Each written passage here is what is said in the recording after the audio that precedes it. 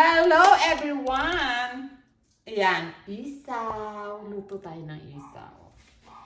Ito hindi ko pala yan nahuhugasan. Ganyan ang itsura. Pinapili ko yung hindi mapait. Ayan, pag puti na ganyan, ibig sabihin, hindi siya mapait. Pag kaya na nag-iba kulay, ayan, medyo madilaw-dilaw na. Parang naloko ko ah. Parang naloko ko ah. Babalikan natin yung nagbigay sa akin ito. Ayan. Okay? Pag ito mapait, sosoli ko. Pero kailangan, maputi yung ating bibilihin. Yung ganyan. Ayan, maputi. Ha? Ngayon, ito, ang tawag dito ay kulane. Pwedeng ito, pagkalaga natin, saka natin alisin, para buo lang yung kulani na maaalis. Yan.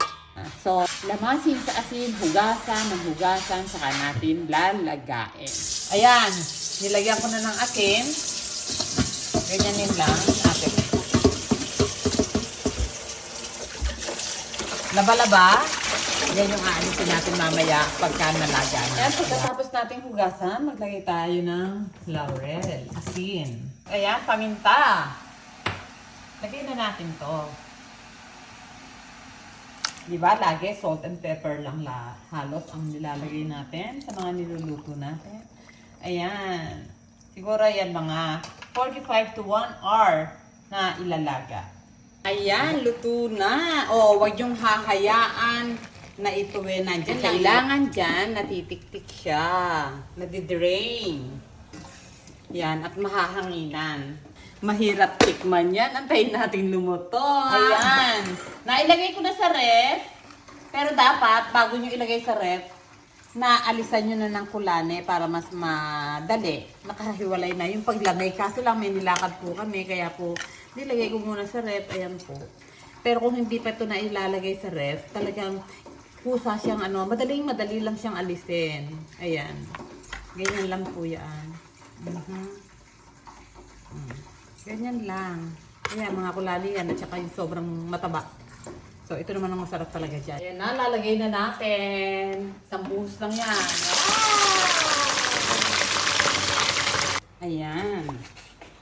Ako, pagka halimbawa, medyo alanganin ako, di ba pagka nagpiprito tayo, ang nangyayari, medyo tumipigas. Palalambutin natin. Parang lechong kawali.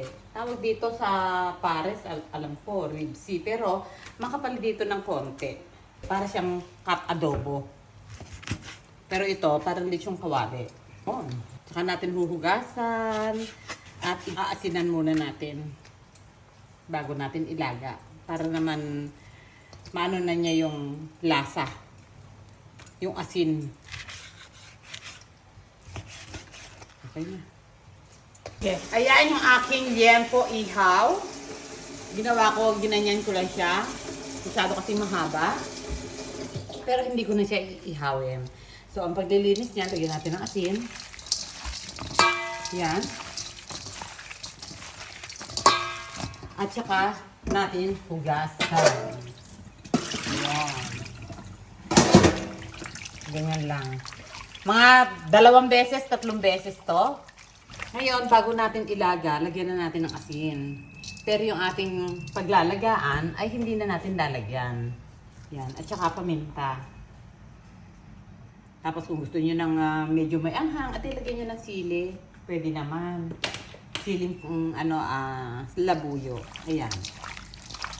Mga 15 minutes natin bago siya ilaga. Hayaan muna natin niyang i-absorb yung paminta at saka yung asin. Ayan, kumukulo na. Ilalagay na lang natin dyan ay laurel. 3 piraso. Yan, yung pinimplahan ko. Ilalaga natin to ng at least mga 45 minutes. Lagyan natin ng laurel. Yun! Lechong kawali! Ito na ang ating isaw. Yeah, sarap. Ang sarap. Kain po tayo. Ito naman ang ating lechong kawali. Yan.